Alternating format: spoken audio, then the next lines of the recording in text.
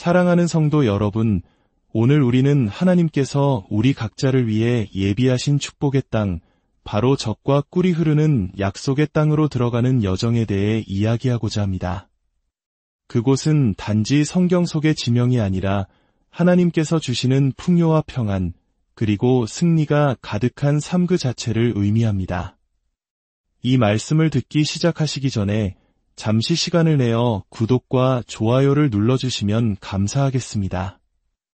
여러분의 작은 손길 하나하나가 하나님의 은혜가 더 널리 퍼져나가는 귀한 통로가 됩니다. 이 영상을 통해 여러분과 여러분의 가정에 하나님의 평강이 가득하기를 기도합니다. 하나님께서는 우리 모두가 이 약속의 땅에 들어가기를 원하십니다. 하지만 그 땅에 들어가기까지 우리는 반드시 정복해야 할 두 가지 거대한 장애물을 마주하게 됩니다. 오늘 우리는 그 두 가지 장애물이 무엇이며 어떻게 믿음으로 그것들을 넘어설 수 있는지 함께 나누고자 합니다.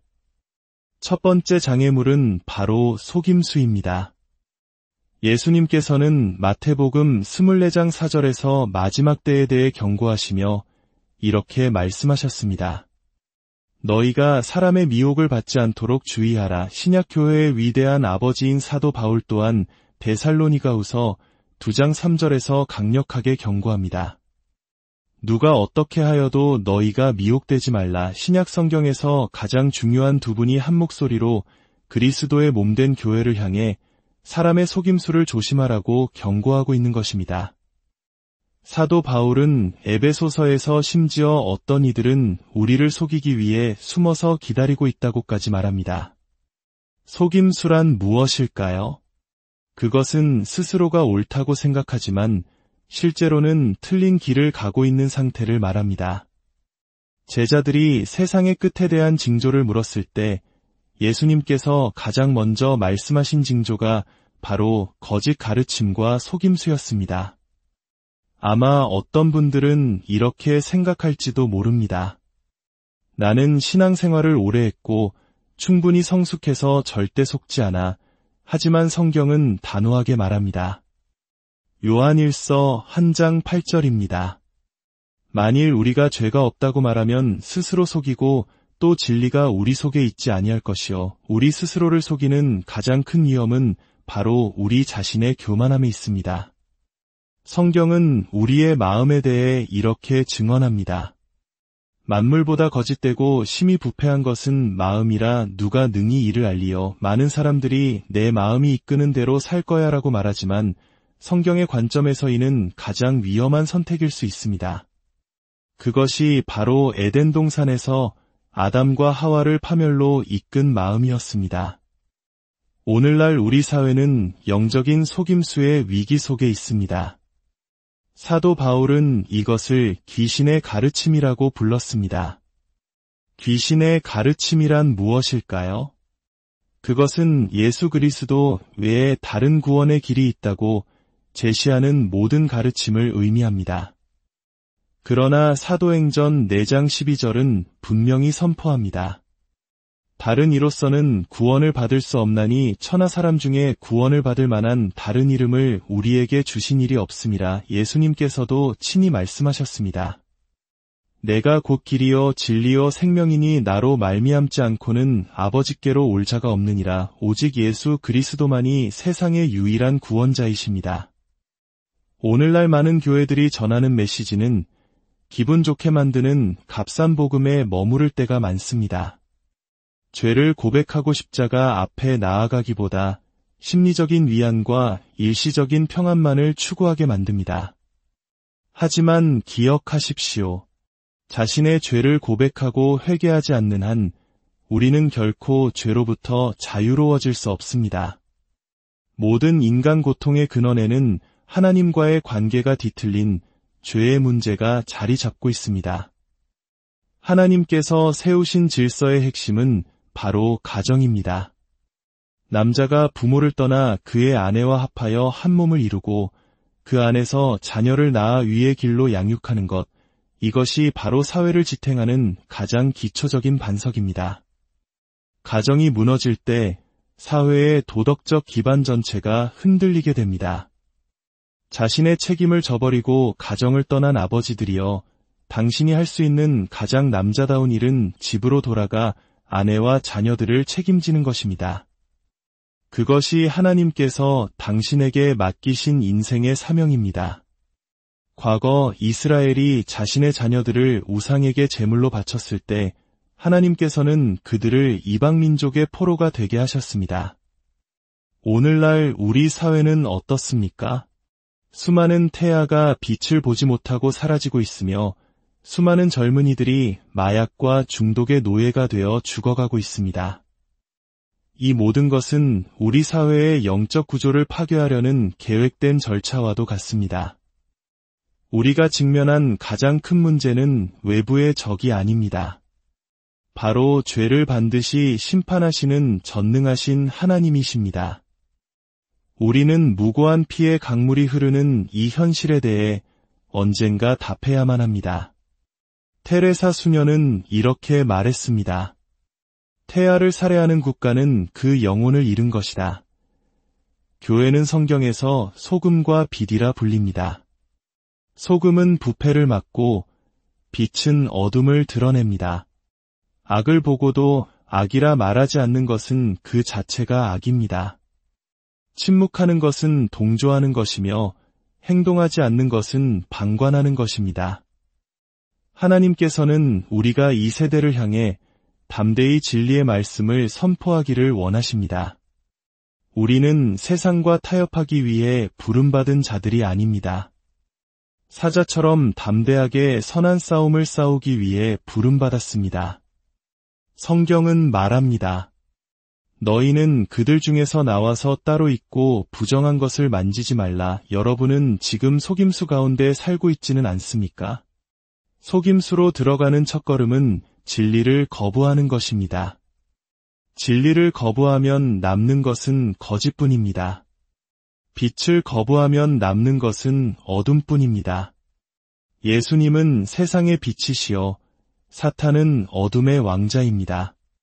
예수 그리스도를 거부할 때 우리에게 남는 선택지는 마귀뿐입니다. 사탄의 첫 번째 공격은 에덴 동산에서 하나님의 말씀을 향한 것이었습니다. 하나님이 참으로 너희에게 동산 모든 나무의 열매를 먹지 말라 하시더냐? 이 교묘한 질문은 하나님의 말씀에 대한 의심을 심었습니다. 하나님께서 정말 그런 뜻으로 말씀하셨을까? 그 의심이 결국 하와를 무너뜨렸고 그들은 잔인하고 냉혹한 세상으로 쫓겨났습니다. 6,000년이 지난 지금도 불가지론자, 무신론자, 그리고 타협하는 기독교인들은 여전히 묻고 있습니다. 하나님이 정말 그런 뜻으로 말씀하셨을까요? 이에 대한 하나님의 대답을 들어보십시오. 나는 여호와이니 변하지 아니하느니라. 이것이 최종 선언입니다. 우리 사회의 유일한 해결책은 성경으로 돌아가는 것입니다. 상식을 회복하고 도덕적 분별력을 되찾고 위로움의 부흥을 가져오는 것입니다. 이 책에 담긴 노동윤리, 십계명, 정직함, 개인의 책임, 그리고 핵심 가치들을 다시 세워야 합니다. 두 번째로 우리가 정복해야 할 장애물은 바로 유혹입니다. 하나님께서는 유혹을 허락하실까요? 그것은 우리 안에 무엇이 정말로 들어있는지 드러내기 위함입니다. 우리의 진짜 모습은 평안한 교회 안에서는 드러나지 않습니다. 오직 유혹의 순간에 드러납니다. 하나님께서는 어떻게 우리를 시험하실까요? 그분은 우리를 문제 상황으로 이끄신 다음 우리가 그분의 임재를 의식적으로 느끼지 못하게 하십니다. 그리고 우리가 어떻게 반응하는지 지켜보십니다. 하나님의 편재성, 즉 어디에나 계시는 임재와 우리가 인지하는 임재는 다릅니다. 예를 들어 제가 집안에 있다면 아내는 제가 집에 있다는 사실을 압니다. 이것이 편재성입니다. 하지만 제가 옷장에서 조용히 셔츠를 정리하고 있을 때 아내가 갑자기 옷장 문을 열고는 제가 바로 거기에 있는 것을 보고 소스라치게 놀랄 수 있습니다. 제가 집에 있다는 것은 알았지만 바로 여기에 있을 줄은 몰랐던 것이죠. 이것이 인지하는 임재의 차이입니다. 예수님께서 십자가 위에서 나의 하나님, 어찌하여 나를 버리셨나이까 라고 부르짖으셨을 때 하나님께서 정말로 떠나신 것이 아니었습니다. 예수님께서 온 인류의 죄를 짊어지셨기에 거룩하신 하나님과의 친밀한 교제, 즉 인지하는 임재가 잠시 끊어진 것처럼 느껴졌던 것입니다. 성경은 하나님께서 아브라함을 시험하셨다고 기록합니다.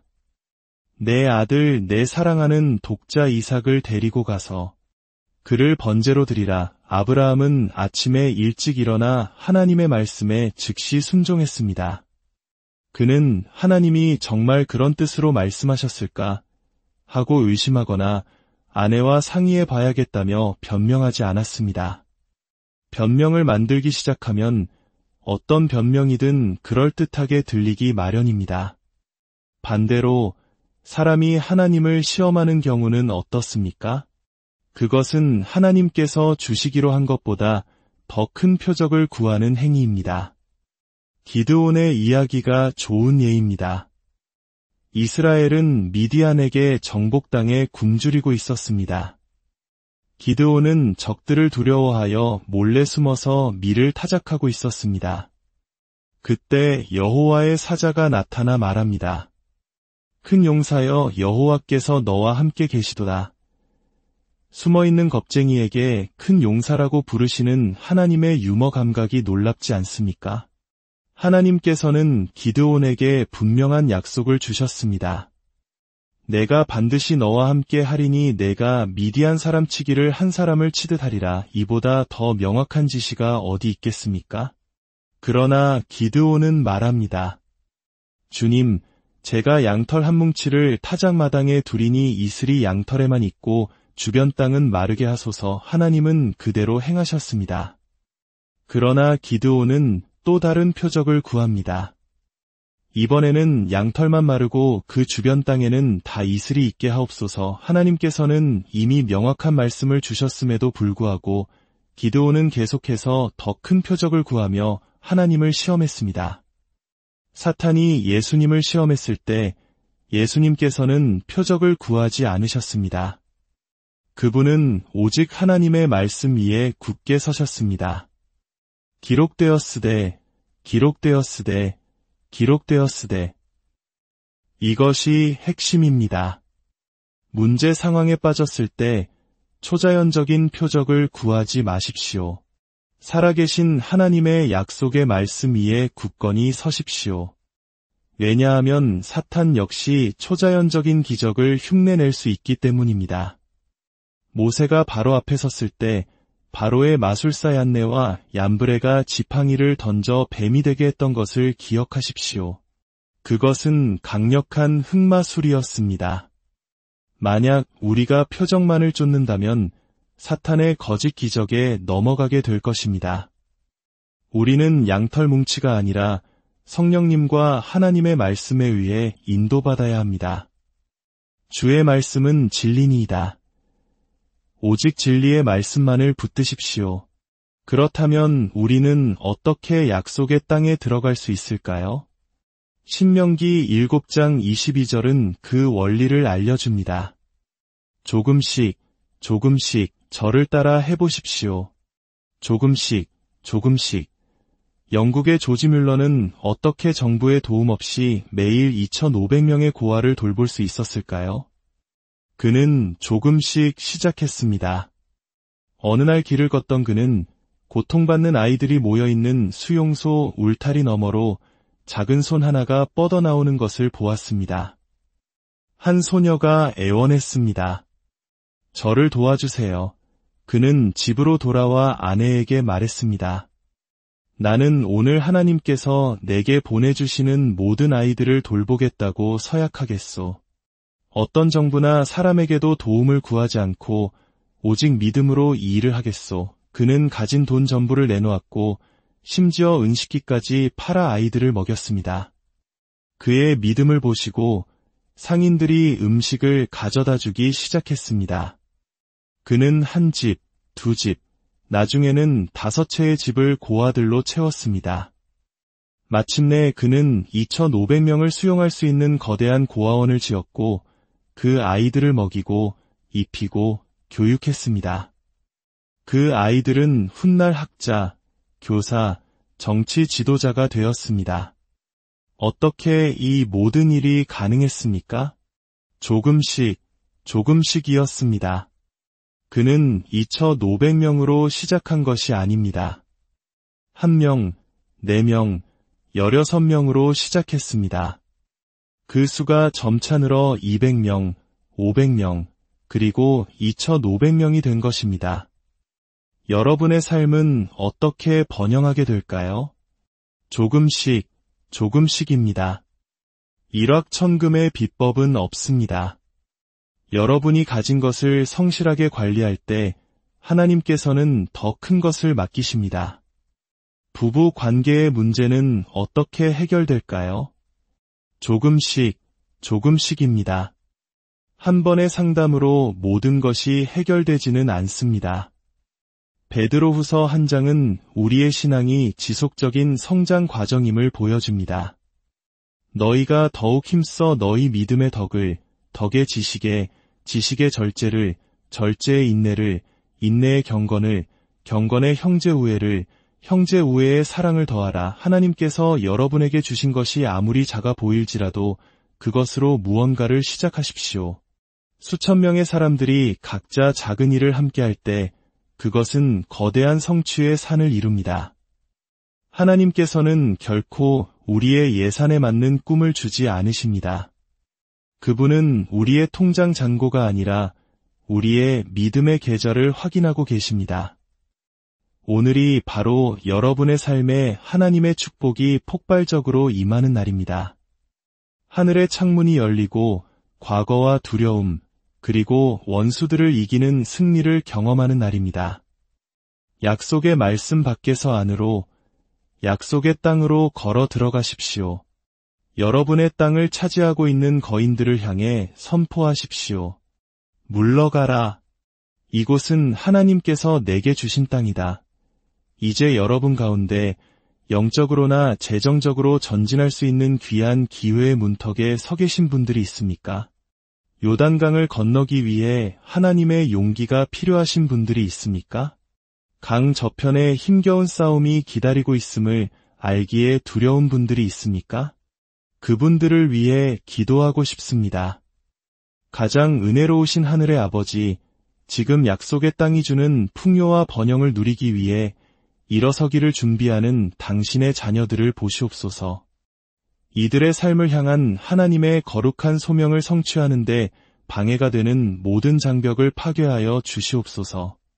예수 그리스도의 권세 있는 이름으로 명하노니 이들이 약속의 땅이 주는 하나님의 축복을 온전히 경험하게 하옵소서. 우리 주 예수 그리스도의 이름으로 기도합니다. 이제 주님께서 여러분에게 복을 주시고 여러분을 지키시기를 원합니다. 주님께서 그의 얼굴을 여러분에게 비추사 은혜 베푸시기를 원하며 주님께서 그 얼굴을 여러분에게로 향하여 드사 평강 주시기를 원합니다. 여러분의 영과 마음과 말 속에 어떠한 거절감이나 고통, 분노도 품을 필요가 없음을 의심의 그림자 없이 알게 되기를 바랍니다. 하나님의 은혜로 여러분이 그리스도 예수 안에서 새롭게 되었음을 아십시오. 오직 그분만이 주실 수 있는 사랑과 기쁨과 평강 안에서 걸어가십시오. 당신과 하나님이 함께 만들어갈 누구도 정복할 수 없는 미래가 있음을 아는 거룩한 자신감 속에서 살아가십시오. 날마다 위의 길을 걸어갈 때 하나님께서 여러분을 영광에서 영광으로 이끌어 주실 것입니다. 이 모든 축복을 예수 그리스도의 이름으로